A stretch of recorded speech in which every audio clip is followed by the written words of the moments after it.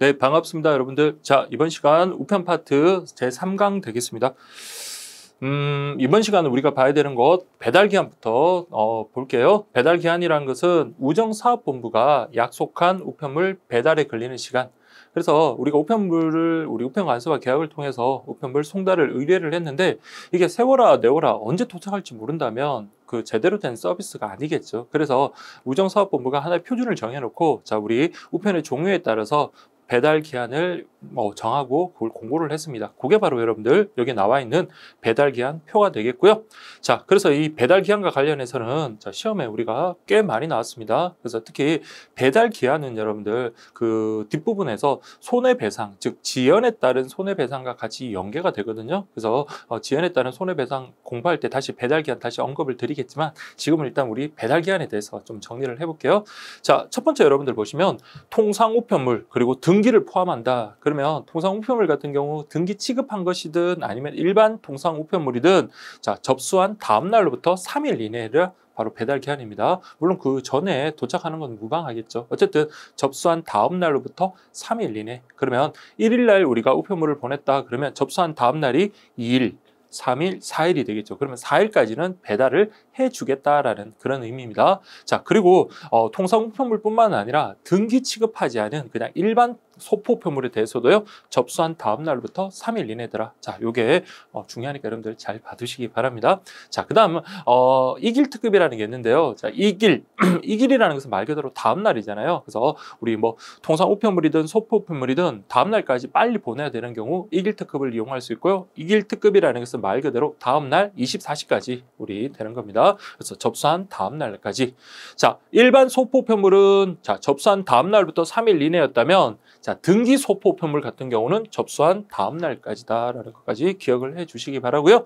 그리고 당일 특급 이건 정말로 빨리 보내야 되는 경우. 근데 당일 특급 같은 경우는 자, 이게 웬만한 우편물이 다 되는 게 아니라요. 그리고 그 우체국마다 접수가 또 가능한 것도 아니에요. 그래서 총괄국 이상 정도의 어떤 큰 규모의 그런 우체국에서 그리고 우리 수도권 내에 좀 큰 우체국에서 그렇게 취급을 한다 생각하시면 되고 요거는 여러분들 당일날 그러니까 당일 취급 같은 경우는 당일날 우리 배달이 돼야 되기 때문에 오전 물론 이제 우체국마다 다르긴 하겠지만 접수 마감 시각도 오전 이내로 그냥 끝내버립니다. 그래서 이게 당일 특급은 당일 20시까지. 자, 20시라는 것은 저녁 8시까지라는 거죠. 그래서 이렇게 여러분들 배달 기한 좀 기억하시고 이 배달 기한하고 지연 배상이 이루어지는 시점하고는 조금 달라요. 그건 우리 지금 다 하면 여러분들 좀 헷갈릴 수 있으니까 뒷부분에 가서 하도록 하겠습니다. 그래서 이 표는 여러분들 특예급이다라고 생각을 하시고요. 자, 이거는 사례로도 대비를 하셔야 되겠고 이 자체에 있는 그대로도 또 대비를 하셔야 된다. 자, 그러면 제가 여러분들 내용 증명 우편을 보냈습니다. 그럼 내용 증명 우편이라는 것은 통상 우편물이면서 등기 취급되는 그런 우편물이잖아요. 그러면 요거는 언제까지 접수한 다음 날부터 3일 이내 배달이 돼야 된다. 그렇게 생각을 하시면 되겠고요. 자, 제가 크다란 곰돌이 인형을 갖다가 조카한테 선물로 해줬습니다. 자, 이걸 등기로 했다라고 한다면 접수한 다음 날까지 배달이 되는 거고 자, 등기가 아닌 일반 소포로 보냈다라고 한다면 접수한 다음 날부터 3일 이내더라. 이렇게 보시면 되겠고요. 다만 여기 또 단서가 하나 있네요. 자, 우리 일길특급이든 등기소포든 자, 원래는 접수한 다음 날까지 배달이 돼야 되겠지만 자, 우리 제주도 그리고 배로 가는 경우라면 즉 제주 선편이라면 접수한 날로부터 이틀 그러면 1일 날 접수했으면 2일, 3일 즉 3일까지 배달이 된다. 그렇게 해서 우리 원칙보다는 조금 더 기한이 길게 되네요. 이해되시겠죠, 여러분들? 자, 요거 배달 기한. 자, 수시로 제가 좀 물어볼게요. 나올 때마다 물어볼 테니까 요거는 꼭 좀 정리하시고 자, 요거는 여러분 나중에 복습하실 때 요거 표를 갖다가 여러분들 입으로 다 말로서 이렇게 쭉 할 수 있어야 돼요. 그래서 요거는 워낙 중요한 거다. 그렇게 생각하시면 되겠습니다. 자, 다만 도서, 상간, 오지 등의 배달 기한. 그래서 아까는 하나의 우리 표준을 이렇게 마련한 거라면 자, 이게 교통이 정말로 불편하거나 지형의 형세가 아주 이렇게 험준한 곳이라면 그러면 그 배달 기한을 지킬 수 없다라고 한다면 그러면 그 지역의 사정을 가장 잘 아는 사람이 누굴까요? 우정사업본부장이 자, 여러분들 뭐 동네 구석구석을 알 수는 없잖아요. 그러면 그 관할을 하는 지역 지방 우정청장이 가장 잘 알겠죠. 그래서 여러분 보시면 자, 교통 여건 등으로 인해 우편물 운송이 특별히 어려운 곳은 자, 누가 한다고요? 자, 우정사업본부장 아닙니다. 이 주체도 중요합니다. 관할 지방우정청장이 별도로 배달 기한을 정해서 우리 공고할 수 있습니다. 자, 요 관할 지방우정청장이라는 거 기억을 하시고요. 자, 그다음에 일반적인 배달 기한 적용이 어려운 지역의 선정 기준으로서 자, 보시면 접수 우편물을 기준으로 했는데 그게 여러분들 집중국으로 가려니까 이 시간이 너무 걸리는 거예요. 그래서 배를 타고 옮겨야 되고 또 길이 너무 험해가지고 여러분들 그때 제때제때 그 배달하기 어려운 그런 경우라면 이 경우는 자 여기 이렇게 배달 기한에 예외가 적용되는 그런 지역으로 선정할 수가 있고요. 또 두 번째로 마찬가지 접수 우편물 기준도 마찬가지지만 배달 우편물 기준도 마찬가지 관할 집중국에서 배달국에 당일 자 배달 우편물 준비 시간 안에 운송하기 어려운 지역 그래서 최소한 그 당일날 관할 집중국에서 배달국까지 이렇게 그 전송, 운송이 돼야 되는데 그게 어렵다면 우리 이렇게 배달 기한에 예외를 적용할 수 있다. 누가 한다고요? 네, 관할 지방우정청장. 자, 미리 말씀드리면 여러분들, 자, 우리 배달 기간 적용의 예외뿐만 아니라 당일 특급이든 일일 특급이든 요게 가능한 지역, 가능하지 않은 지역 이런 것도 누가 제일 잘 알아요? 관할 지방우정청장이 가장 잘 알겠죠. 그래서 그때도 다시 나올 겁니다. 관할 지방우정청장 꼭 기억하시고 우정사업본부장 아니고요. 과학기술정보통신부 장관 할 일도 태산 같은데 이런 거 어떻게 지금 알아보고 있겠습니까? 그래서 과학기술정보통신부 장관도 아니고 우정사업본부장도 아니다라는 것 기억을 해 주시기 바랍니다. 자, 그러면 운송 곤란 지역의 배달 기한 계산 방법이라고 돼 있는데요. 자, 그러면 아까 접수 배달이라고 돼 있고, 여기 접수하고 배달 우편물의 운송이 모두 어려운 것은 어떻게 해요? 그러면 접수 우체국에서 우리 집중국까지 가는데도 어렵고, 집중국에서 배달국까지 가는데 어렵다. 그때 이제 초과되는 그 기간이 있을 거 아니에요. 그 두 개를 어떻게 한다? 각각 합산하면 됩니다. 그래서 합해서 계산을 하고요. 그래서 다른 지방우정청에서 다르게 적용하도록 공고한 지역이 있는 경우도 역시 마찬가지 각각을 다 하면 된다. 그래서 이 내용은 여러분 간단합니다. 그래서 필요한 일수를 갖다가 어떻게 한다? 각각 더해서 계산한 다음에 그렇게 알려주면 되는 거예요. 자, 그다음 아주 중요한 겁니다. 자, 우리 앞에서 봤던 우편물 배달 기한이 있었는데 그 배달 기한 적용의 예외로서 여러분들 두 가지 기억하세요. 관보랑 신문 이렇게 생각하시면 됩니다. 자, 신문은 뭐라고요? 통상 우편물, 뭐 등기 취급되든 등기 취급되지 않았든 통상 우편물 같은 경우는 접수한 다음 날로부터 3일 이내까지인데 신문은 여러분들 우리가 빨리 받아보지 않으면 큰 의미가 없잖아요. 그래서 3일 전에 신문 받아봐서 뭘 하겠습니까? 그래서 간보 같은 경우는 우리 법령이 개정됐다든지 아니면 국가의 중요한 어떤 정책을 갖다가 국민들에게 알릴 게 있다라고 한다면 그것도 빠른 시일 내에 알려야 되겠죠. 그래서 관보나 신문 같은 경우는 통상 우편물임에도 불구하고 어떻게 한다고요? 접수한 다음 날까지 배달하도록 접수가 아니고 그냥 다음 날까지 배달하도록 그렇게 규정을 하고 있다라는 것 이해하시겠죠? 원래는 언제까지 배달돼야 돼요? 자, 접수한 다음 날로부터 3일 이내지만 자, 이런 관보랑 신문 같은 경우는 자, 어떻다?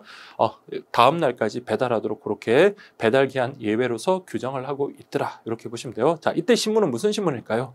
주간 신문 같은 경우는 늦게 나와도 좀 상관이 없어요. 늦게 배달되어도 상관이 없지만 매일 보는 일간 신문입니다. 그래서 여기 보시면 신문 등의 지능에 관한 법률에 따라 주 5회 발행하는 일간 신문. 그러니까 모든 신문이 아니에요. 그래서 요 일간 신문이 그렇다라는 것. 그다음 두 번째가 간보 규정에 따른 간보 역시 배달 기한에 예외에 해당하는 것들이다. 이렇게 보시면 됩니다. 아시겠죠, 여러분들? 이렇게 정리하시면 되겠습니다.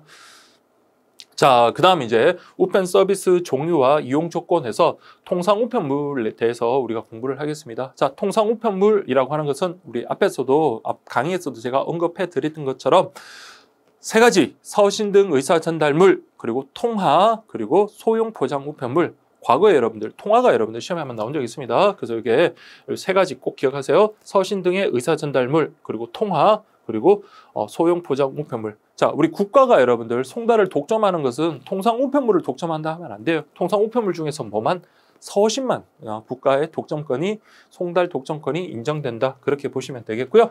자, 서신이라는 것은 자, 우리 편지 생각하시면 됩니다. 요거는 우리 앞에서 봤던 내용입니다. 의사 전달을 위하여. 그러니까 서신의 핵심은 뭐냐면 의사 전달을 위한 겁니다. 그래서 어떤 정보를 제공한다든지 아니면 감정을 표현한다든지 뭐 이런 것들이 바로 의사 전달이겠죠. 자, 그래서 의사 전달을 위하여 특정인이나 특정 주소로 송부하는 것으로서 뭐 문자, 기호 등등으로 표시한 유형의 문서 또는 전단을 말한다라고 되어 있고요. 우리 앞에서 공부했지만 자, 우리 신문, 정기 간행물, 서적, 상품 안내서 같은 경우는 서신에서 제외되죠. 서신은 아니지만 뭐에는 해당한다고요? 통상 우편물에 해당합니다. 그게 바로 여러분들 요것은 서신은 아니지만 어디? 의사 전달물에는 해당한다고요. 아시겠죠? 그래서 의사 전달물에는 서신도 있을 뿐만 아니라 서신에서 제외되는 이런 정기 간행물, 서적, 신문 같은 것들도 여기에 포함이 된다. 이렇게 보시면 되겠습니다. 자, 그 다음 두 번째 의사 전달물. 여기 나오네요. 그래서 서신의 조건을 갖추지 못한 것이라든지 우리 대통령 명예서 서신 제외 대상으로 우리 첫 번째 강의 시간 때 공부했던 그런 것들이 바로 의사 전달물이다. 이렇게 보시면 되겠고요. 자, 통화라는 것은 화폐, 뭐 보조화폐, 은행권 같은 이런 유통수단이나 지불수단으로 활용되는 것들, 이걸 통화라고 하고요. 자, 소형 포장 우편물이라는 것은 자, 우리 뒤에 나오는 소포 우편물하고 구분하셔야 돼요. 둘 다 물건은 물건이지만 소형 포장 우편물과 소포 우편물을 나누는 기준은 중량에 따라서 나누는 게 아니라요. 자, 이게 크기에 따라서 부피에 따라서 구분합니다. 그래서 가로 세로 높이를 기준으로 35cm 이걸 기준으로 하는 겁니다. 35cm를 초과한다라고 한다면 소포 우편물, 그렇지 않다면 소형 포장 우편물. 그래서 소형 포장 우편물 같은 경우는 통상 우편물로 들어가고 우리 보편적 우편 서비스의 통상 우편물의 보편적 우편 서비스 요건이 되는 것은 뭐였습니까? 2kg 이하였고 반면에 소포 우편물은요 20kg 이하 있으니까 여기서 구별 실익이 있게 되는 겁니다. 자, 그러면 이제 발송 요건 한번 보세요. 자, 통상 우편물 하면 여러분들 가장 기본적으로 생각하는 거는 편지 생각하시면 돼요. 그래서 편지는 어떻게 해요? 편지 봉투 안에 편지지를 넣고 봉함을 하죠. 그래서 원칙은 뭐다? 봉투에 넣어 봉함하여 발송하는 것을 원칙으로 합니다. 그러나 자, 우리 엽서 같은 건 어때요? 봉함하나요? 안 하죠, 여러분들. 그래서 다만 봉투에 넣어 봉함하기 적절하지 않은 우편물은 자, 우정사업본부장이 정하여 고시한 기준에 적합하도록 포장해서 발송할 수도 있고요. 그리고 여기 나오네요. 예외적으로 우정사업본부장이 발행하는 우편엽서, 그리고 사제엽서, 제조요건에 적합하게 제조된 사제엽서 및 전자우편물은 그 특성상 봉함하지 아니하고 발송할 수 있다. 그래서 제가 처음 강의할 때 여러분들 이게 기출문제를 보니까 이런 내용이 나왔어요. 근데 과거에 있던 내용들이 막 어느 순간에는 공고 내용에서 빠집니다. 그래서 이게 과연 어디서 이런 게 나왔나 싶었더니 또 그때 그 당시 공고 내용을 한번 쭉 찾아보니까 그때 그 내용이 있다가 다시 이게 2018년인가 그때부터 이게 부활을 했어요. 그래서 이 공고 내용이 다시 나오더라고요. 그래서 이렇게 기억하세요. 원칙은 자, 통상 우편물 같은 경우는 원칙은 봉함하여 발송하는 게 원칙. 그러나 엽서라든지 전자문서 같은 그런 것들은 자, 어떻게 해요? 뭐 봉함하지 아니하고 발송할 수 있다. 이건 당연한 겁니다. 자, 이렇게 보시면 되겠습니다. 자, 그 다음 세 번째, 우편물 정기 발송 계약을 맺은 정기 간행물은 고시에서 정하는 바에 따라 띠종이 등으로 묶어서 발송할 수 있다. 그래서 반드시 그걸 갖다가 여러분들 봉투에 넣어가서 발송할 필요 없이 띠종이라든지 아니면 우리 그 뭐 비닐 같은 거 그런 거 있죠. 그런 걸로 해가지고 그렇게 발송할 수도 있는 겁니다. 그래서 너무 엄격하게 원칙을 엄격하게 지킬 필요는 없고 거기에 맞게끔 예외를 이렇게 두고 있더라. 이렇게 보시면 되겠습니다. 그래서 원칙은 뭐라고요? 통상 우편물은 봉함하여 발송하는 게 원칙이다. 그렇게 기억을 하시오. 항상 여러분들 원칙이란 말이 나오면 항상 예외를 생각하시면 돼요. 우리 바로 앞에 배달 기한도 뭐 있었어요? 원칙이 있었고 예외가 있었잖아요. 그래서 그런 식으로 보시면 되겠습니다. 자, 그 다음에 우편 이용자는 우편물 접수 시 다음의 외부의 각 호의 사항을 표시하여 발송한다. 자, 요거는 여러분들 필수입니다. 필수 기재사항이에요. 그래서 이건 뭐 따로 외울 필요가 없는 게 여러분들 최소한 이건 있어야 되겠죠. 그래서 발송인, 수취인의 자, 주소하고 성명은 반드시 있어야 되겠고요. 그다음에 우편번호. 자, 우편번호는 바로 나오겠지만 우편번호는 지금은요.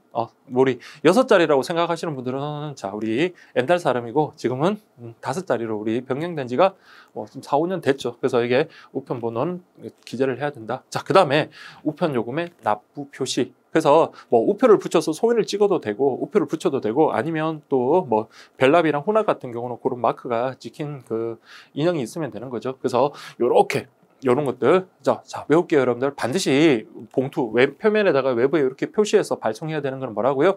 발송인 수취인의 주소, 성명, 우편번호 그리고 요금 납부 표시. 외우기 쉽죠? 그래서 살포시 뭐 다른 거 하나 쓱 들어가면 이건 틀린 겁니다. 그래서 물론 다른 거를 갖다가 적을 수 있는 거면 적어도 상관은 없습니다. 그래서 뭐 반송 불효 뭐 이런 식으로 반송 불필요 뭐 이런 것들 적어도 상관없는데 그런 건 적고 안 적고는 그 개인의 자유지만 이것만큼은 반드시 기재를 해라라고 그렇게 되어 있습니다. 자, 발송인 수취인의 주소, 성명, 그 다음에 우편번호, 그 다음에 요금 납부 표시까지 이렇게 보시면 되겠습니다. 자, 그러면 여러분들 기출 문제 하나 볼까요? 다음 갈환에 들어갈 우편물 송달 기준으로 알맞은 것은 이라고 되어 있습니다. 그래서 보통 우편물은 그래서 자, 여러분 과거에는 우리가 보통 우편물이라는 표현을 썼는데 이제는 우리 일반 우편물. 그래서 여기 보통 우편물이라고 하는 것은 그냥 일반 우편물, 즉 등기 취급되지 않은 거다 그렇게 생각을 하시면 돼요. 그래서 일반 우편물은 자 접수한 다음 날로부터 자 여러분 선생님 우리 통상 우편물인지 소포 우편물인지 모르잖아요 라고 했지만 우리 통상 우편물이든 소포 우편물이든 일반 즉 등기 취급되지 않은 것은 똑같죠. 어떻게 됐어요? 접수한 다음 날로부터 3일 이내라고 했습니다. 접수한 다음 날부터 3일 이내. 자 요거는 여러분들 이길 오전 특급이라는 것은 2008년도 1회 시험에서는 있었지만 지금은 이거 폐지됐습니다. 이거 폐지됐어요. 그러나 자 그냥 이거 통밥으로 이렇게 딱 표현을 좀 그렇지만 때려 맞춰도 오전은 언제부터요? 12시 이전이 오전이겠죠. 그래서 12시 이전이다 이렇게 보시면 돼요. 그래서 이길 오전이니까 다음 날 12시 이내에 보내는 거다 보시면 되고 자 지금 우리 이 두 개만 보시면 됩니다. 당일 특급은 접수 당일 20시까지. 그래서 이게 초창기 시험 보면 여러분 특히 1회 시험은 여러분 정말로 쉬웠었습니다. 그래서 뭐 어렵지 않게 여러분들 1번이 답이다라는 걸 알 수 있겠습니다. 자, 그 다음에 두 번째 한번 볼까요? 우편물 접수에 관한 설명으로 옳지 않은 것 같네요. 자, 여기 보시면 자, 우체통에 투입한 우편물의 접수 시점. 자, 우리 우편물을 접수한다는 것은 우편물이 성립한다. 우편 이용 계약이 성립한다. 그렇게 생각하시면 되겠습니다. 자, 그러면 우편물을 수집하여 첨부된 우표에 소인한 때라고 되어 있습니다. 자, 우리 앞에서 공부했습니다. 자, 기억나세요, 여러분들? 우편물 이용 계약의 성립 시점하면 우리 창구에 접수할 때는 창구 접수 시 우체통에 투함하면 어떻게 우체통에 넣었을 때 그 다음에 방문 접수 같은 경우는 영수증을 교부받았을 때 우편 이용 계약이 성립한다라고 그랬죠. 근데 지금은 우체통에 투입했으니까 그때 뭐예요? 우체통에 딱 넣는 순간에 뭐다? 우편 이용 계약이 성립하고 접수가 되는 겁니다. 그래서 뭐 집배원이 우편물을 수집해서 첨부된 우편물에 도장을 찍을 때가 아니에요. 아시겠죠? 1번 X. 2번 통상 우편물은 원칙은 자 봉함하여 발송하는 게 원칙이지만 봉함하지 않고 발송하는 뭐 엽서, 고객 관제 엽서든 사제 엽서든 엽서라든지 전자 우편물은 봉함하지 아니하고 발송한다라고 했었습니다. 자, 세 번째. 자, 이거는 우리 뒷부분에 나오는 거지만 제가 요 문제 때문에 여기다가 좀 소개를 하는 겁니다. 그래서 발송인이 우편물의 내용 신고 또는 개봉을 거부한 때는 접수하지 아니한다. 자, 우리 뭐 규격에 맞지 않거나 아니면 특히 소포품물 같은 경우는 그 내용품이 뭐 위험한 물건이라든지 우편물 접수해서 금지되는 그런 것들이 있을 수 있잖아요. 그러면 얘가 분명히 책이라 했는데 들어보니까 책은 아니고 짝깔짝깔 소리가 나는 거예요. 뭐 책에서 무슨 짝깔짝깔 소리가 납니까? 그러면 뭘 할 수 있다? 개피를 요구할 수 있습니다. 자, 우리 접수 직원이 스스로 의심스럽다고 이렇게 열어볼 수는 없어요. 그래서 우리 발송인 보고 자, 이거 개피를 요구했는데 그래도 만약에 거부를 한다. 그러면 그때요. 그렇죠. 접수하지 아니한다. 이렇게 보시면 돼요. 그래서 접수하지 아니할 수 있다. 이렇게 보시면 되고 4번 우편물은 접수한 때부터 우편 이용 관계가 발생. 그렇죠. 이때 접수하면 우편 이용 계약이 성립한다. 그래서 맞고요. 우편 간소와 발송인 사이에 우편물 송달 계약이 이루어진다. 그래서 우편 간소와 발송인은 뭐라고 했어요? 우편 이용 계약의 당사자라 그랬어요. 그래서 이 두 그 주체 사이에 이런 계약이 성립합니다. 자, 그래서 맞는 식으로. 아시겠죠, 여러분들? 그래서 옳지 않은 것은 1번이더라. 이렇게 보시면 되겠고요. 자, 그 다음에 이제 우리 처음 공부하는 분들은 이거 어떻게 공부하지라고 하는데 자, 여러분들 제가 여러분들하고 처음 강의할 때 이제 약속했던 게 있습니다. 여러분들한테 제가 외우지 못하거나 제가 암기하지 못하는 건 제가 그냥 어물쩍 넘어가는 것들은 여러분한테 강요하지 않는다고요. 그래서 최소한 여러분들 보고 외우라고 하는 것은 저 스스로도 외우고 저 스스로도 시험을 보러 가기 때문에 그렇게 공부를 합니다. 그래서 저도 이런 것들 다 외울 거예요. 그러면 여러분들도 어떻게 해야 돼요? 자, 여러분들도 당연히 외우셔야 되겠죠. 그래서 그동안 이렇게 그냥 여러분들 이거 외우십시오. 중요합니다라고 이렇게 할 게 아니라 저 스스로 외워보고 이렇게 해서 어렵다. 이렇게 하면은 힘들구나. 그러면 또 뭐 좋은 방법이 있으면 또 같이 그렇게 외우게 되는 거고 하는 겁니다. 그래서 자, 이 통상 우편물의 규격 요건, 우편 파트에서는 여러분 몇 개가 좀 복잡한 숫자들 외워야 되는 그런 것들이 있는데 근데 그런 것들 여러분들 외웠던 분들은 정말로 남들보다 우위에 있게 되는 겁니다. 자, 이게 절대평가 같으면 딱 최소한 그 기본 점수 받을 점수만 우리가 공부하고 나머지는 그냥 포기하고 하면 되겠지만 상대평가잖아요. 그래서 특히나 이제 이번 시험부터는 여러분들 더 어떻게 세부적으로 문제가 나올 줄 모릅니다. 그러면 더더욱 이런 걸 외워야 되겠죠.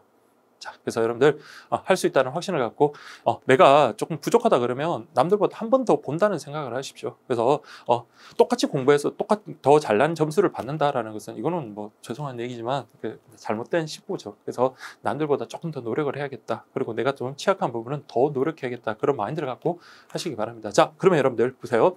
통상 우편물의 규격 요건 외부 표시 사항이라고 되어 있습니다. 자, 그러면 우리 통상 우편물 물 관련해서 우리 앞에서 여러분들 기본 통상 우편 그 요금과 관련해서 뭐 있어요?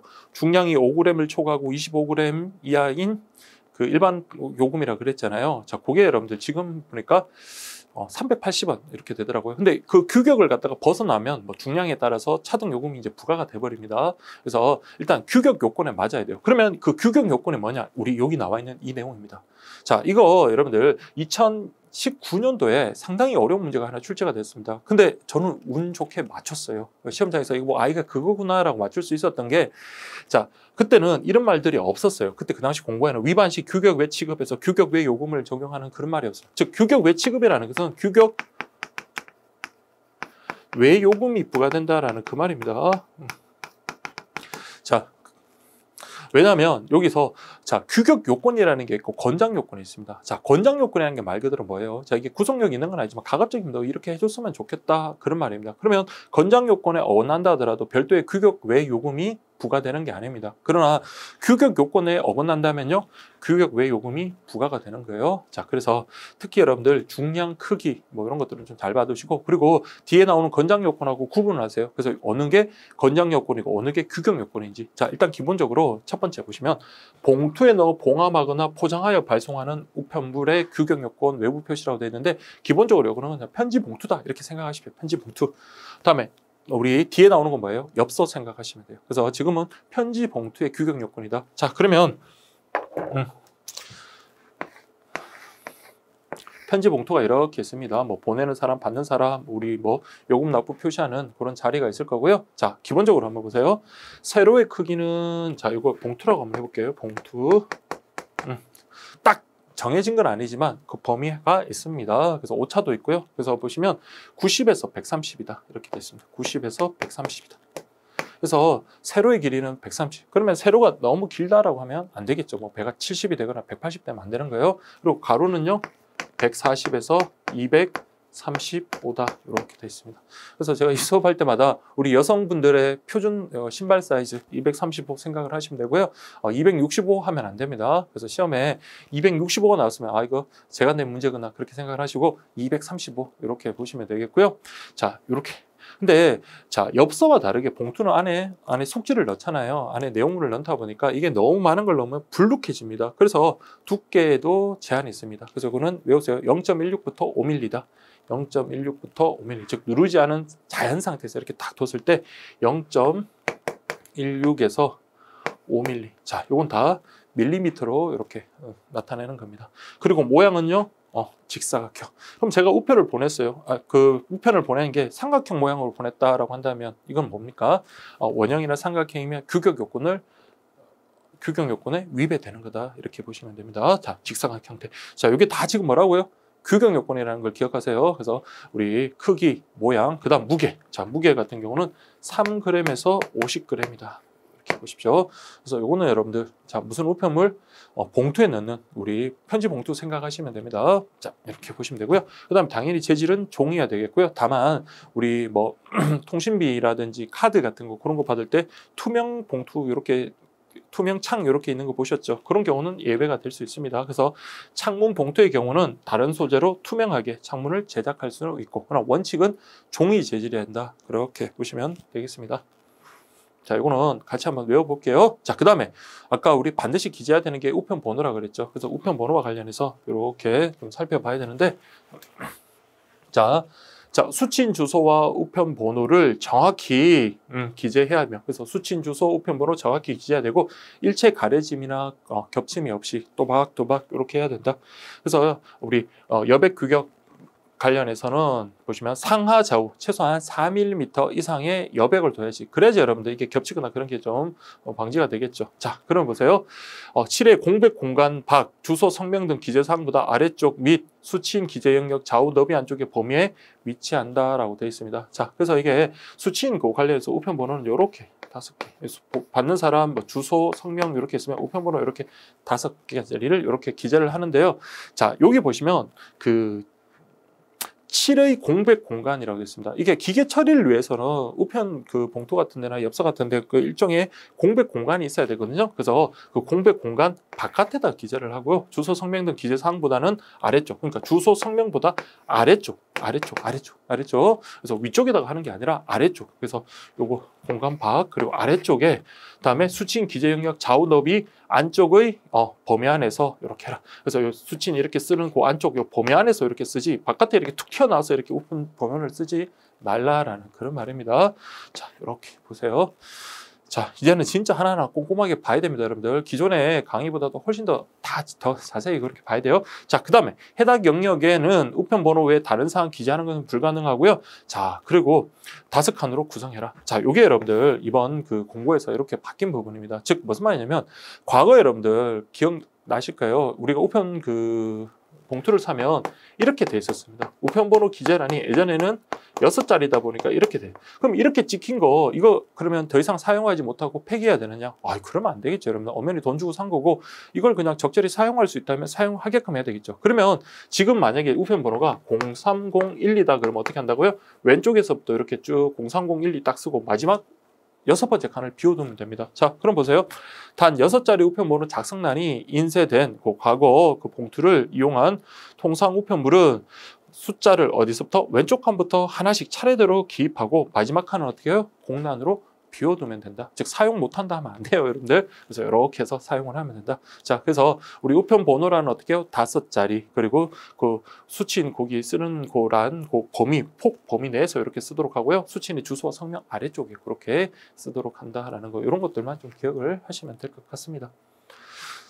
자, 여기 이제 우편 번호고요. 자, 그 다음에 이제 표면 및 내용물이라고 되어 있습니다. 자, 이것도 여러분들 기억을 하셔야 되는데 문자, 도안, 표시에 자 보세요. 발광, 형광, 인광 물질 이런 것들은 사용하면 안 되고요. 자, 그리고 여기 이제 기계 처리가 되기 때문에 기계 판독률을 떨릴 수 있는 그런 어떤 배경 같은 것을 인쇄를 하면 안 된다. 이렇게 보시면 돼요. 이건 뭐 당연한 거고. 자, 그다음에 이것도 잘 기억하세요. 봉할 때 우리 가장 대표적인 게 뭐예요? 풀이죠. 풀이나 접착제를 이용합니다. 그래서 접착제도 사용이 가능해요. 반드시 풀만 사용하는 게 아니라 그러나 나 스테이플러로 아니면 저 뭐 핀 같은 걸로 꽂아서 이렇게 하는 건 안 돼요. 왜? 그런 게 도달해지면 여러 우편물이 섞이면서 어떻게 다른 우편물을 훼손할 수가 있는 겁니다. 그래서 풀이랑 접착제 사용은 가능하지만 핀이라든지 아니면 스테이플, 스테이플러 그런 것들을 사용해서는 안 된다. 즉 이렇게 도드라진 게 튀어나오면 안 되니까 사용할 수 없다. 이렇게 보시면 되겠고요. 자, 그 다음에 우편물의 앞뒤 상하 좌우 그러니까 어디 옆에 그 공간이 있으면 안 되고 딱 정확하게 다 봉해라. 완전히 봉해라라고 이렇게 되어 있고요. 그 다음에 특정 부분이 튀어나오거나 눌러찍기, 돋아내기, 구멍 뚫기 이런 거 하면 다른 우편물 훼손된다 그랬죠. 다만 점자 우편물, 그래서 우리 시각 장애인을 위한 점자 우편물은 어쩔 수 없습니다. 그래서 그것은 예외적으로 되지만 이런 거는 안 된다. 그래서 특정 부분이 튀어나오거나 눌러찍기 이런 것들은 안 된다. 이렇게 보시면 되겠고요. 그래서 종이, 수입 인지 등을 완전히 밀착하여 붙인 경우. 그래서 이게 여러분들 우편 주소 같은 거 여러분들 우리 보시면 일일이 수작업을 안 하고 어떻게 프린트 인쇄물로 붙인 다음에 그냥 뭡니까? 봉투에다 탁 붙이는 거. 이건 가능하다는 거예요. 그래서 종이나 수입 인지 등을 완전히 밀착해서 붙이는 경우는 가능하고 아까 말씀드린 것처럼 점자 기록하는 것은 허용이 된다. 이렇게 보시면 되겠습니다. 아시겠죠, 여러분들? 자, 이렇게 보시고요. 자, 그리고 제가 이전 강의에서는 다른 분들 그냥 기계 처리를 위한 공백 공간 이런 것들은 그냥 가볍게 보십시오라고 이렇게 말씀을 드렸었는데, 근데 이제는 이것도 좀 봐야 될 것 같습니다. 자, 그래서 우리 뭐 뒷면을 떠나서 앞면을 한번 보세요. 자, 기계 처리를 위한 공백 공간을 도라 그랬습니다. 그래서 이 부분 안에는 당연히 이 부분 안에는 우편 번호도 쓸 수가 없습니다. 그래서 자, 이거 한번 보시면 앞면 같은 거 여기 이제 봉투 앞면이죠. 그래서 오른쪽 끝에서부터 140, 그래서 이렇게 140mm, 13cm가 되겠죠. 140. 그리고 밑면에선 1.7. 요게 이제 17mm 이렇게 되고요. 그 다음에 우편번호 끝에서 20mm 이렇게 됩니다. 이렇게.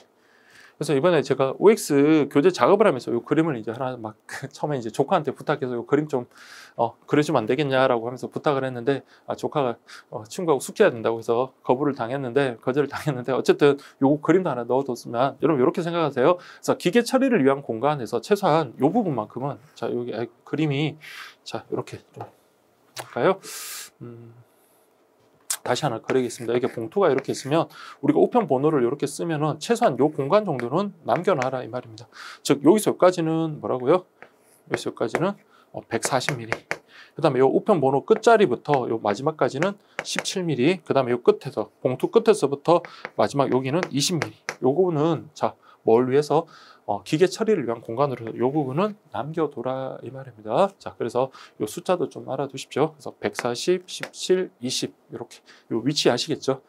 그래서 다시 보시면 오른쪽 끝에서 140, 오른쪽 끝에서 140mm, 다음 밑면에서 17 요만큼, 그 다음에 오른쪽 끝에서부터 우편번호 우편번호 오른쪽 끝에서부터 우편번호 오른쪽 끝에서부터 20mm. 죄송합니다. 여기 20mm 여기가 아니라 우편번호가 있는 여기 20mm. 이렇게 해서 요 공간만큼은 어떻게 하라고요?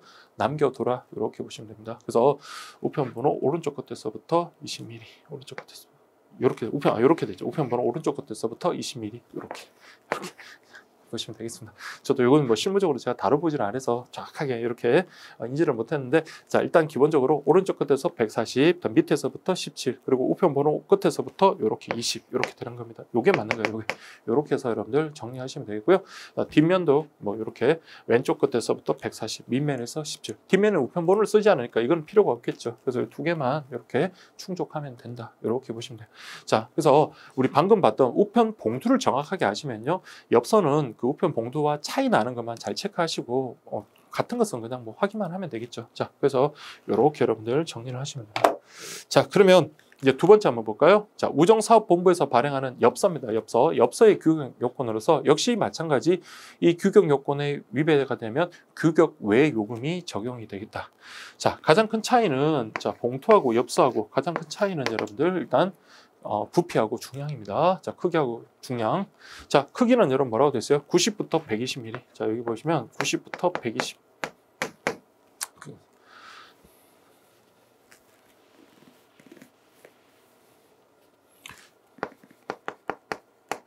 자, 여기 보시면 그다음 세로는요. 140부터 170mm. 자, 이렇게 돼 있습니다. 자, 그러면 그리고 여기 당연히 허용 오차는 여러분들 플러스 마이너스 5mm로서 같습니다. 자, 여기는 두께는 필요가 없겠죠. 그래서 두께는 필요가 없다. 자, 그러면 여러분들 여기서 이제 우리가 한번 정리를 한번 해볼게요. 자, 우리 봉투랑 엽서 같은 경우 가로, 세로, 가로는 여러분 긴 길이를 가로라고 보다 짧은 길이, 직사각형 형태에서 짧은 길이를 세로라고 한다면 최소 요건은 어때요? 140, 170, 아니 90, 140, 90, 140. 자, 요거 어때요? 서로 같습니다. 90, 140 이렇게 같아요. 그래서 봉투하고 엽서의 최소 요건, 가로와 세로의 최소 요건은 같더라. 자, 그러면 봉투가 크겠어요? 엽서가 크겠어요? 봉투가 더 길겠죠. 그래서 우리 엽서 같은 경우 이제 세로부터 볼까요? 여기 120, 즉 30 차이가 나네. 120, 그 다음에 130 이렇게 되는 거예요. 120, 130 이렇게 됩니다. 자, 그 다음에 가로의 길이 같은 경우는 아까 우리 235는 여성들 신발 사이즈, 이거는 봉투의 최대 길이가 되는 거고요. 그 다음에 여기는 170 이렇게 됩니다. 그래서 엽서 같은 경우는 90, 120, 140, 170 이 차이가 둘 다 얼마씩 나는 겁니다. 차이가 30씩 이렇게 나는 겁니다. 다만 봉투 같은 경우는 세로의 길이가 엽서의 세로 길이 최대 길이보다 10이 더 길기 때문에 90, 120, 90, 130이더라. 이렇게 보시면 됩니다. 됐나요? 자, 이렇게. 물론 이제 두께는 필요가 없고 역시 형태 역시 마찬가지 직사각형 형태고 엽서는 별도 봉투로 봉함하지 않은 그런 형태를 나타내더라. 자, 우리 봉투 같은 경우는 중량이 최소 3g에서 최대 50g이었다면 엽서 같은 경우는 최소 2g에서 최대 5g이 되겠습니다. 그래서 2g, 5g 이렇게 보시면 돼요. 그래서 여기는 2g, 5g 이렇게 보시면 되고요. 물론 단서가 있습니다. 물론 세로의 길이가 110mm를 넘거나 가로 크기가 153mm를 넘는 경우는 자, 그때는 최소 이렇게 4g, 역시 최대 5g. 그래서 여기 세로의 길이가 우리 아까 120까지가 맥시멈이었잖아요. 근데 이 110을 넘는 경우라든지 아니면 가로의 길이가 140에서 170인데 153을 넘는다면 그때는 이제 아무래도 종이가 커지기 때문에 그때는 최소 중량이 2g에서 뭘로 된다? 4g으로 이렇게 여러분들 증가되더라. 자, 이런 건 이제 다 봐야 돼요, 여러분들. 자, 이렇게 보시고요. 재질은 역시 종이다. 자, 그래서 형태든 재질이든 물론 이제 봉함하지 않는다는 것은 차이가 있지만 이거는 어쨌든 봉투와 같죠. 근데 크기랑 중량, 무게 같은 경우는 우리 봉투와 엽서가 다르더라. 이렇게 정리를 하시면 되겠습니다. 자, 이렇게 보시고요. 자, 그 다음에 나머지 요거는 똑같은 내용입니다, 여러분들. 우리 앞에서 봤던 봉투하고 똑같은 거니까 이렇게 여러분들 확인하시면 되겠습니다. 자. 그래서 우편 번호, 그 기재라든지 그런 것들은 똑같은 거니까 확인하시고요. 그 다음에 표면 및 내용물 역시 똑같아요. 그래서 뭐 형광물질, 인광물질 쓰지 말고 풀이나 접착제만 사용하고 핀이나 스트랩 같은 이런 도드라진 거 사용하지 말라. 그리고 엽서도 마찬가지입니다. 주소 쓸 때 그냥 딱 붙여가지고 여러분들 프린트해서 딱 붙이는 거 요거는 가능하더라 이렇게 보시면 되겠고요. 자, 기계 처리를 위한 공간 역시 앞면하고 요건 똑같습니다. 그래서 오른쪽 끝에서부터 140, 밑에서부터 17, 우편번호 끝자리에서 20 이렇게 딱 기억을 하시면 되겠습니다. 다 했죠, 여러분들. 자, 이렇게 하시면 됩니다. 자, 됐나요? 자, 이렇게 하고 난 다음에 자, 편저주 해서 여러분들 중요사항 이렇게 정리하는 것. 자, 요거 여러분들 이렇게 돼 있는데 아이고 빈칸이 있으면 더 좋았을 걸 했는데 자, 요거 한번 정리 한번 다시 한번 해볼게요.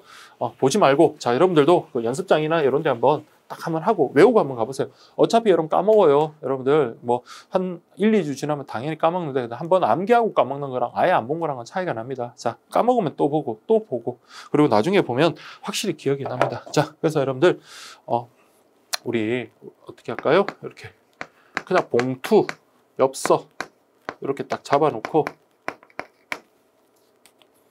자, 우리 뭐 가로, 세로, 그 다음에 두께, 그 다음에 무게 뭐 이렇게 한번 볼까요? 자, 우리 봉투든 엽서든 간에 여러분들 뭐는 똑같다 했습니까? 최소 규격은 똑같다 했죠. 그래서 우리 세로는 90, 엽서도 90, 그 다음에 90, 140. 그러니까 요거는 좀 알아두셔야 되겠네요. 90, 140 이렇게 같다라고 했습니다. 그러면 엽서가 여러분 작으니까 30 차이 나요. 90, 120. 근데 봉투는요, 얘보다 10이 더 길다 했죠. 130 이렇게 되는 거고요. 자, 그 다음에 엽서는 90, 120, 그 다음에 140, 170 이렇게 되는 겁니다. 자, 그리고 우리 봉투는 우리 신발 사이즈 200. 근데 여러분 본인 신발 사이즈 하면 안 됩니다, 여러분들. 본인이 아니라 표준인지 모르겠지만 그래도 235 이렇게 여성들 신발 사이즈 이렇게 하시고요. 두께는 0.16에서 5mm다 이렇게 보시면 되겠습니다. 자, 중량과 관련해서 엽서 같은 경우는 자, 가볍습니다. 여러분 뒤에 나오겠지만 통상 우편물의 중량 그러면 2g에서 6,000g이 되거든요. 그때 그 2g의 최소 그 중량이 바로 요금이 되고 그래서 이거는 2에서 5g, 얘는요 3에서 50g. 물론 요 2g이 아까 우리 봤던 것처럼 뭐 이게 가로나 세로가 더 좀 긴 경우라면 그때는 최소가 4g으로 그렇게 증가될 수는 있지만 어쨌든 이런 식으로 이렇게 보십시오. 아까 이게 종이가 더 커졌는데 여러분 무게가 2g이라는 것은 종이가 너무 가볍다는 거죠. 그래서 이건 뭐 그 운송하기가 상당히 어렵기 때문에 최소 중량을 4g으로 그렇게 해서 어느 정도 두께가 있어야지 그래도 이렇게 좀 접히지가 않고 그렇게 운반을 할 수가 있는 겁니다. 자, 이렇게 여러분들 정리하시면 돼요. 그래서 시험에 만약에 자, 이건 이제 OX에도 있지만 90, 자, 우리 봉투에 넣어서 봉함하는 거라든지 아니면 엽서 같은 경우 가로 세로의 최소 규격 요건은 동일하다 하면 90, 140, 90, 140 동일하다 맞습니다. 자, 그 다음에 봉투에 넣어서 자, 우리 영자가 봉투에 넣어서 우편물을 보냈는데 그때 가로의 길이가 만약에 240이 났다. 그러면 이거는 규격 외 요금이 적용되나요? 아니죠. 235가 규격 요건이지만 우리 앞에서 봤지만 뭐라고 했습니까? 플러스 마이너스. 자, 우리 이건 엽서긴 하지만 앞에도 마찬가지예요. 그래서 여기 이게 보시면 플러스 마이너스 허용 오차가 있기 때문에 제가 만약에 240mm다라고 하더라도 이것은 규격 요건에서 허용이 되는 겁니다. 아시죠, 여러분들? 그래서 그런 것까지 좀 놓치지 말기를 바랍니다. 이런 식으로 여러분 정리하시면 됩니다. 그래서 그거 하라고 이렇게 만들어 놓은 거예요. 그래서 한 번에 언제나 여러분들 이런 거는 같이 비교 정리를 해야지 헷갈리지가 않습니다. 자, 이렇게 보시면 되겠습니다. 됐죠, 여러분들? 자, 그 다음에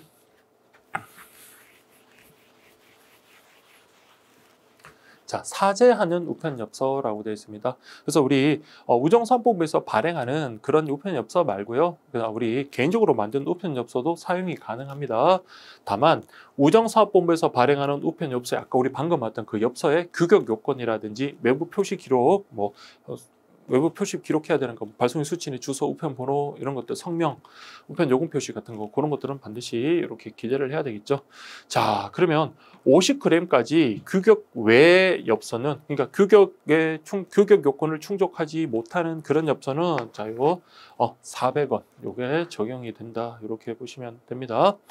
자, 400원 요금 적. 근데 이거는 여러분들 지금 외우지 마세요. 자, 이게 공고가 나왔을 때 또 바뀔 수 있으니까. 즉 요금은 여러분들 자, 지금 공부하실 때 요금은 막 진짜 미친 듯이 외우고 그렇게 할 필요는 없습니다. 그냥 요금 같은 경우는 제가 표현이 너무 가격했네요. 그 요금은 너무 꼼꼼하게 안 오셔도 돼요. 그래서 상품 파트라든지 요금은 조금 느슨하게 공부하셔도 됩니다. 그 느슨하게 한다는 것은 어쨌든 여기까지 규격 외 엽서에 대해서는 별도 요금이 부과가 되는구나, 이런 정도만 보시면 되지, 그걸 막 외웠다가 나중에 여러분들 뭐 바뀌었을 때 또 확인을 물론 해도 되는데 그렇게 막 지금까지는 그렇게 외우실 필요는 없다, 이렇게 말씀을 드리고요. 자, 지금까지 우리 공부했던 게 뭐예요? 자, 우리 규격 요건이었습니다. 그러면 여러분들 규격 요건에서 들어갔던 게 뭐 있었어요? 첫 번째가 크기가 있었죠. 그 부피 크기, 그 다음에 종이 같은 재질이 있었고요. 그 다음에 형태, 직사각형, 그 다음에 무게가 있었고요. 그 다음 우편 번호와 관련되는 거, 그 다음에 접착하는 거, 풀 접착, 그 다음에 기계 처리를 위한 여백 공간, 이런 것들이 다 뭐라고요? 규격 요건이고, 지금 이제 공부하는 것들은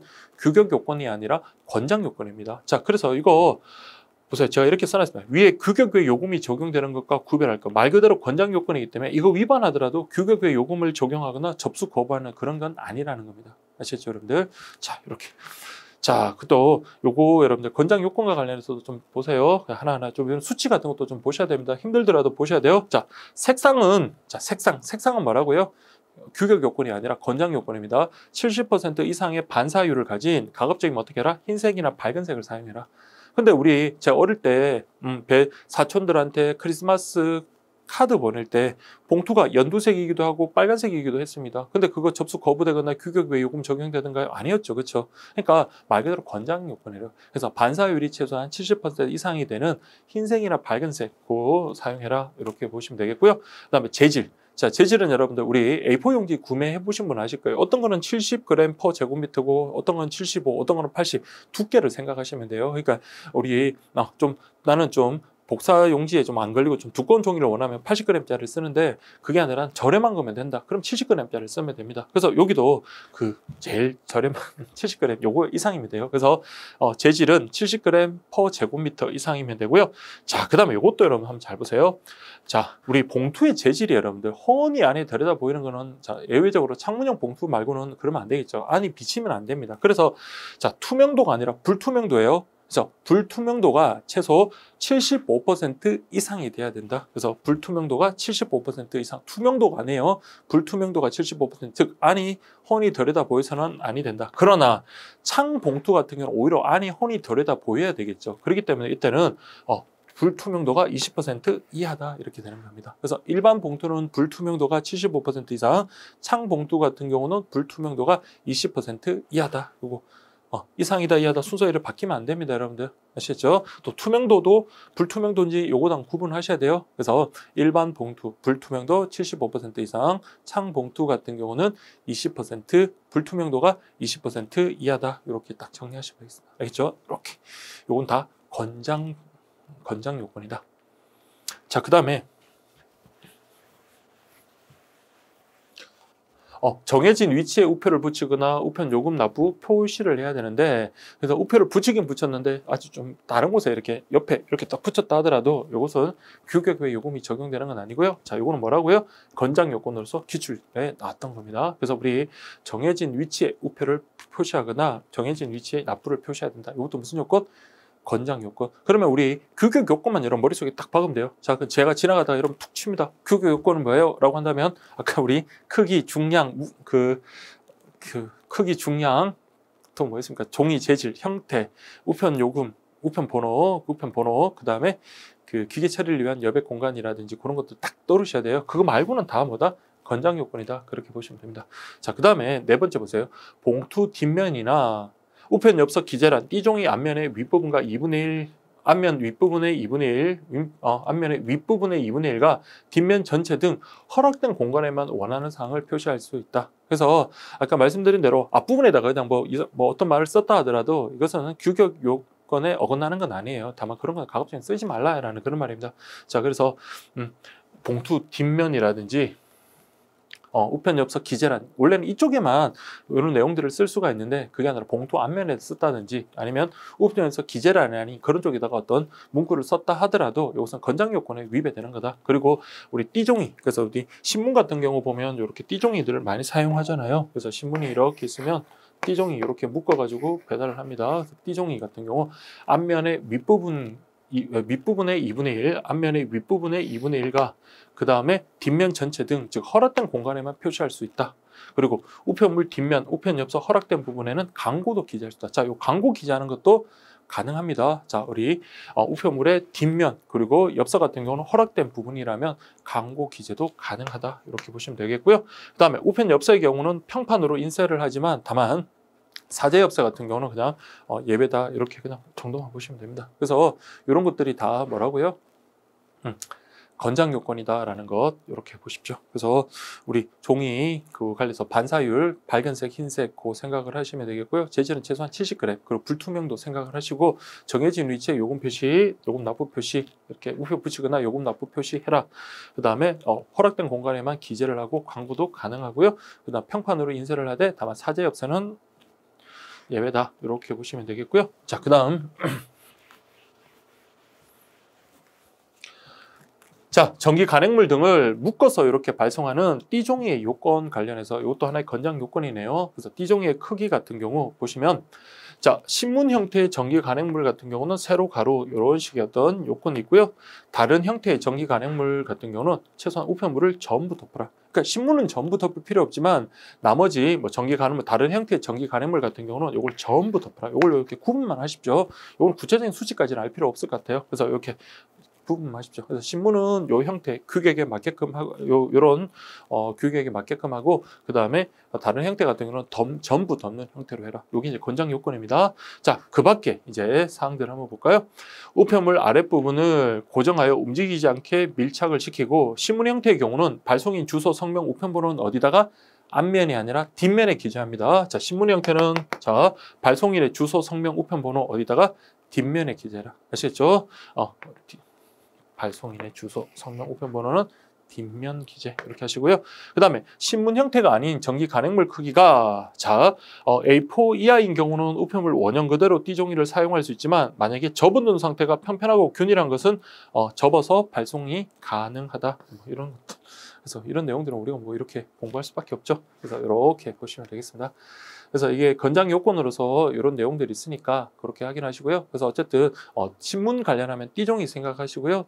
띠종이 관련해서 발송인의 주소, 성명 이런 것들은 어디다가 뒷면에다가 기재를 해라라는 것. 그래서 신문 같은 경우는 발송인이 그렇게 중요한 게 아니니까 뒷면에 기재하면 됩니다. 자, 그리고 요거 움직이지 않게 고정하고요. 다만 신문 형태가 아닌 경우 같은 경우는 우편물을 전부 덮는 크기의 띠종이를 사용할 것을 권장을 하고요. 그다음 접어서 평평하다면 접어서 사용하는 것 가능하다. 이렇게 보시면 되겠습니다.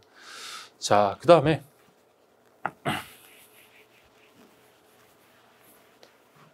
자, 통상 우편물의 규격 외 취급대 사항이라고 되어 있는데 요건 한마디로 그겁니다. 아까 우리 규격 요건 봤던 거 있죠. 그거 위반하면 뭐 한다고요?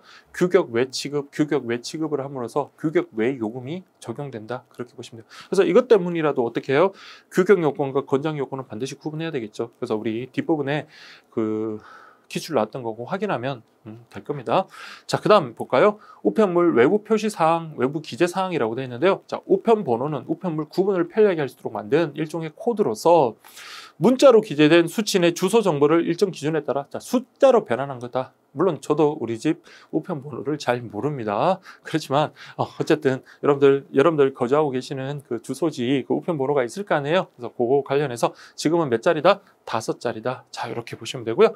자, 그리고 제가 그래서 이게 이번에 그 OX 작업을 하면서 여러분들 한번 쭉 살펴봤어요. 우편 번호가 어떤 체계를 가지고 이렇게 구분을 하고 있느냐라고 이렇게 한번 찾아보니까 말 그대로입니다.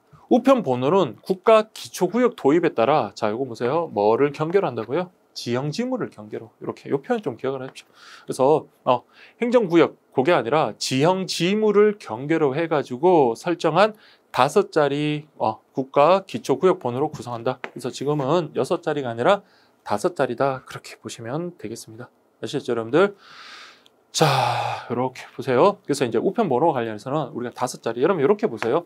030, 뭐 12, 여기가 어딘지 모르겠습니다만 03, 이게 어디를 나타내면 서울을 나타내고요. 이게 뭐냐면 서울 종로구를 나타냅니다. 자, 이렇게. 그러면 여러분들, 자, 요 나머지 요 2개는요. 뭐 각각 동마다 다르겠죠. 그래서 요 뭐 각각의 일련 번호다. 그래서 그게 바로 요 내용입니다. 아시겠죠? 그러면 자, 그게 완전히 100% 일치하는 건 아니에요. 뭐 행정구역이 너무나 많다. 그러면 이건 좀 구분 분리될 수는 있는데 기본적으로 여러분들 보세요. 서울시 종로구 명륜동 하고요. 명륜동하고 또 뭐가 있나요? 창신동 있나요? 뭐 창신동이 종로인가? 자 이렇게 됐으면 그럼 최소한 명륜동과 창신동은 뭐는 같다? 이 앞에 세 자리는 같다고요. 아시겠죠? 그래서 우리 요게 바로 특별시, 광역시 같은 광역단체 보고요. 요거는 기초단체 이렇게 보요 시군구 이렇게 생각하시면 됩니다. 알겠죠, 여러분들? 그래서 요 5자리는 이렇게 구성된다라는 거. 그렇게 정리하시면 되겠습니다. 그래서 우리 특별시, 다음에 광역시 같은 경우는 앞 2자리가 원칙적으로 동일하고요. 그 다음에 같은 구, 또 같은 군, 뭐 경상북도 어떤 군이 있나요? 경상북도 만 김천시라고 합니다. 경상북도 김천시. 그럼 경상북도 김천시면 여기까지는 같다고요. 아시겠죠? 그리고 무슨 동네마다는 이렇게 다르겠죠. 자, 이렇게 해서 5자리 구분하시면 돼요. 자, 이 부분이 여러분들 자, 우리 우편물 외부 표시 기재사항이 2021년 시험 대비 2020년 우정사업 공고에서 새롭게 처음으로 들어온 내용들입니다. 자, 그 다음에 집배 코드라고 되어 있네요. 집배 코드는 우리가 이건 알 필요는 없죠. 일반인들이 여기에 대해서는 뭐 알 필요는 없습니다만은 이제 우리 실무를 담당하시는 분들은 이거 보면 이게 어디로 가야 되는지 자기들이 아실 겁니다. 자, 보세요. 집배 코드는 운송물의 구분, 운송 배달에 필요한 구분 정보를 가독성이 높은 문자와 숫자로 이렇게 표현한 거다. 그래서 우리는 수업용으로 이렇게 대비하시면 되겠죠. 그래서 우리 자, 집배 코드는 총 몇 자리다? 총 9자리더라. 이렇게 있고. 그래서 공부할 때는 2, 3, 2, 2 이렇게 배우시면 됩니다. 2, 3, 2, 2. 그래서 2, 3, 2, 2 이렇게 하시면 돼요. 자, 그러면 앞부분 여러분들 보시면 도착 집중국이라고 돼요. 도착 집중국, 배달국, 그 다음에 집배 직구 이렇게 외우십시오. 그래서 집배팀, 집배구, 그러니까 팀구라고 외우십니다. 집배 직구. 그래서 집배팀, 집배구. 그래서 요 다 지우고 여러분들 요게 의미하는 게 뭔지만 여러분 기억하시면 되겠죠. 자, 첫 번째 앞에 2, 3, 2, 해서 총 몇 자리입니까? 총 9자리로 그렇게 표시가 되고 요 앞에 게 뭐라고요? 도착 집중국, 그 다음에 요게 배달국, 그 다음에 요게 팀구라고 그랬어요. 팀구. 집배팀, 집배구 이렇게 보시면 되겠습니다. 그래서 이게 우리 뭐 일반인들하고는 좀 거리감이 있지만 우리 뭐 수업용으로는 이렇게 정리를 하셔야 돼요. 자, 그래서 요게 바로 뭐다? 집중국 이름이 되겠고 요게 바로 배달국 이름이 된다. 그래서 동서울, 광화문 이렇게 표시가 되어 있고요. 그 다음에 요거는 집중국 번호, 요거는 배달국 번호, 요거는 집배팀 번호, 요거는 집배구 번호. 그래서 이거 가급적 이렇게 외우셔야 돼요. 자, 다시 집중국, 도착국, 그 다음에 팀구 이렇게 외우시죠. 집배팀, 집배구 이렇게 외우시면 되겠습니다. 팀구. 자, 이렇게. 아시겠죠, 여러분들? 요게 2, 3, 2, 2. 그래서 집중국, 배달국, 집배팀, 집배구 번호 이런 식으로 외우시기 바랍니다. 자, 이건 나중에 우리 문제풀이 할 때 뭐 이렇게 나올 게 뭐 몇 개 없겠죠. 그래서 우리 집배 코드는 몇 자리라고요? 9자리. 어떻게 한다고요? 2, 3, 2, 2, 2, 3, 2, 2 이렇게 외우시고, 자, 앞에 2자리는 뭐다? 집중국. 그다음에 두 번째 3자리는요 도착국. 그다음에 2, 2는 팀구. 그래서 집배팀, 집배구 이렇게 보시면 되겠습니다. 자, 이렇게 보시고요. 자, 그 다음에 외부 기재사항 표시라고 이렇게 되어 있는데요. 자, 첫 번째 보세요. 우편물에는 집배 코드를 뭐 할 수 있다고요? 기재할 수 있다. 이렇게 되어 있습니다. 자, 그리고 이건 여러분들 그냥 우리가 보세요. 무슨 우편물? 통상 우편물 감액받기 위해서는 자, 집배 코드별로 구분하여 제출을 해야 한다. 이렇게 되어 있습니다.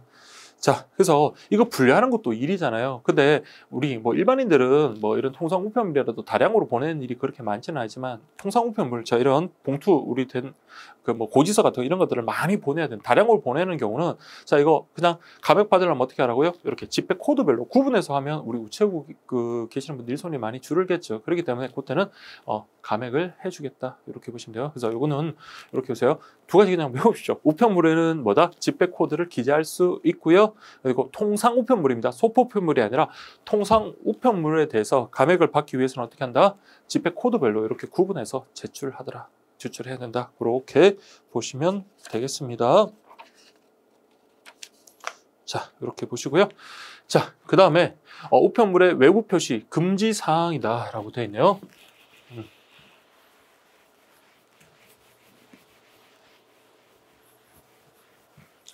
자, 이 경우는 여러분들 간단히 보시면 됩니다. 보세요. 우체국과 협의되지 않은 우편 요금 표시 인형은 표시가 불가하다. 그렇죠. 함부로 이렇게 우편 요금 표시 도장을 찍으면 안 되니까 당연한 거고요. 두 번째, 공공의 안녕 질서, 미풍 양속을 저해하는 것으로 인정되는 사항, 그런 걸 적으면 안 되겠죠. 그래서 막 우리 보면 사회 풍속, 사회 질서에 반하는 그런 문구, 그런 것들을 적으면 안 된다. 그래서 이런 것들 인간의 존엄성, 국가안전, 공공질서를 해치는 내용이나 반인류적 행태, 음란 태폐, 그리고 신체적, 정신적 해를 끼칠 우려가 있는 내용. 이건 여러분들 그냥 제가 이거 문제를 갖다 어떻게든 바꿔보려고 노력을 해봤는데 바꾸기가 좀 어렵더라고요. 그래서 이번에 OX 작업을 하면서 이거 좀 어떻게든 한번 바꿔보려 했는데 이거는 그냥 상식선에서 이렇게 기재하면 안 된다 이렇게 보시면 되겠고요. 자, 특히 또 요거는 좀 보셔야 되죠. 자, 우리 개인정보보호법이 있거든요. 근데 개인정보보호법에 따라서 이제는 주민번호 같은 이런 개인을 식별할 수 있는 고유 식별 정보에 대해서는 자, 당연히 우편물 외부에 기재할 수 없다. 아시겠죠, 여러분들? 나는 이름 대신에 내 주민번호를 발송인 날에 기재할래. 그거 안 된다는 거예요. 자, 그런 사람도 없겠지만. 자, 그리고 이런 건 하나 예시에 불과하고, 자, 우리 추상적인 규정이 하나 있습니다. 그 밖에 우편 법령이나 다른 법령에서 금지하는 사항이라고 이렇게 되어 있습니다. 자, 이렇게 보시면 될 것 같아요. 자, 이렇게 보시고, 그 다음에 우리가 이제 살펴봐야 되는 게 제한 용적하고 중량인데, 자, 이 부분은 여러분들, 자, 제가 한 번에 또 묶어서 좀 정리를 해야 되니까 여기까지 우리 이번 시간은 보도록 하겠습니다. 그래서 다음 시간에 그 통상 우편물, 소포 우편물의 제한 용적, 무게 같은 것 그런 거 살펴보도록 할게요. 자, 여기까지 하겠습니다. 여러분 수고하셨습니다.